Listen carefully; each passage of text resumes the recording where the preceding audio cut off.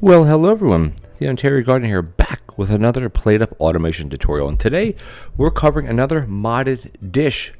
I believe this is still from Ms. Evil Canadian. And she's made tons of awesome mods. A lot of the automation that I've been doing recently are all of her mods.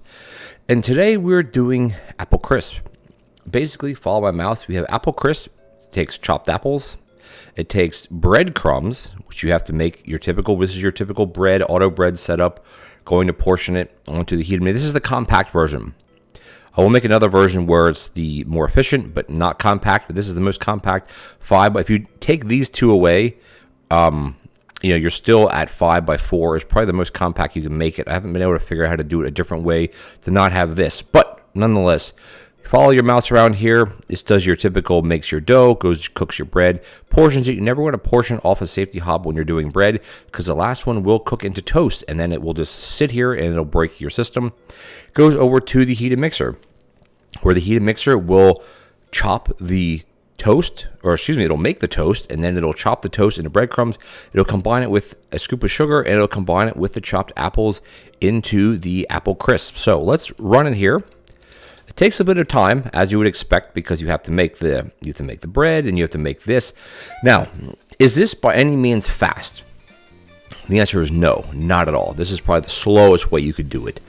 And it's because of the heated mixer, because the heated mixer is doing like triple duty. What it's doing is basically it's cooking the bread into toast, is then chopping the toast into breadcrumbs.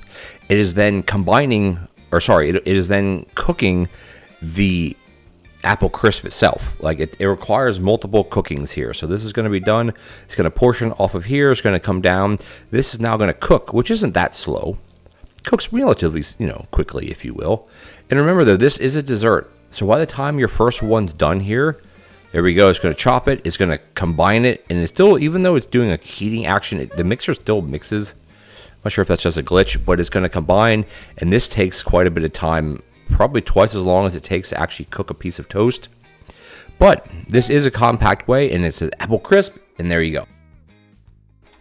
It's pretty straightforward. Now remember, if this is a dessert, and if you incorporate a freezer into this way, or you put a couple frozen prep station here, or something like that, you could have tons of this. And once it gets rolling here, you're going to have a lot. And again, remember, apple crisp is a dessert. And the way desserts work is that not every group will order a dessert, but if a group orders a dessert, everybody in the group will.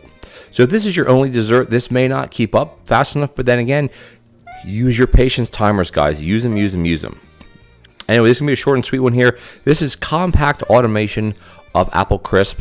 The other video in this, which is also going to be the apple crisp one, is going to be for efficiency, not so much for compact.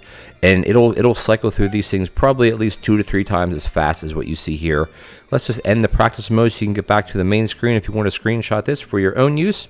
And I want to thank you guys for joining me. If you liked the video, hit the like button and leave me a comment. Do you like apple crisp in real life? I don't. I actually thought you'd be using like oats with it, not breadcrumbs, but this is how the recipe is, and that's fine. All right, guys, if you're enjoying the automation videos in this series, hit that subscribe button. It will really help with the channel. And I want to thank you guys once again for the continued support, and I'll catch you in the next automation tutorial. Take care now.